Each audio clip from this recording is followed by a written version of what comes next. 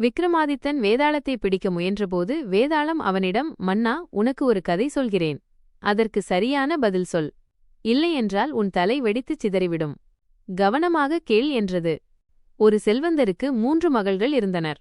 தன் புதையலை யாருக்கு கொடுப்பது என தெரியாமல் அவர் ஒரு போட்டி வைத்தார். ஒரு நாள் முழுவதும் யார் சிறப்பாக ஒரு வேலையை செய்கிறார்களோ அவர்களுக்கு புதையல் கிடைக்கும் என்றார். முதல் மகள் அழகான பூந்தோட்டம் ஒன்றை உருவாக்கினாள். 2வது மகள் ஒரு அழகான வீட்டை உருவாக்கினாள். 3வது மகள் எல்லோரும் நீர் அருந்த ஒரு பெரிய கிணறு தோண்டினாள். முதல் 2 மகள்களும் தங்கள் வேலையை சிறப்பாக முடித்தனர். ஆனால் 3வது மகளால் கிணறு தோண்டி முடிக்க முடியவில்லை. அவள் களைத்துப் போய் தன் தந்தையிடம், நான் தோற்றுவிட்டேன் என்றாள்.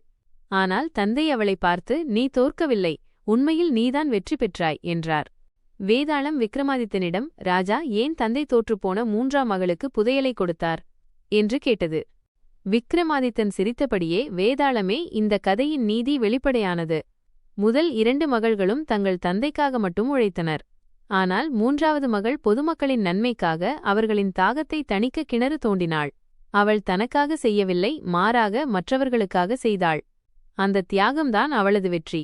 அதனால்தான் தந்தை அவளுக்கு புதையலை கொடுத்தார் என்றான். விக்ரமாதித்தனின் சரியான பதிலை கேட்டு வேதாளம் மீண்டும் பறந்து சென்றுவிட்டது.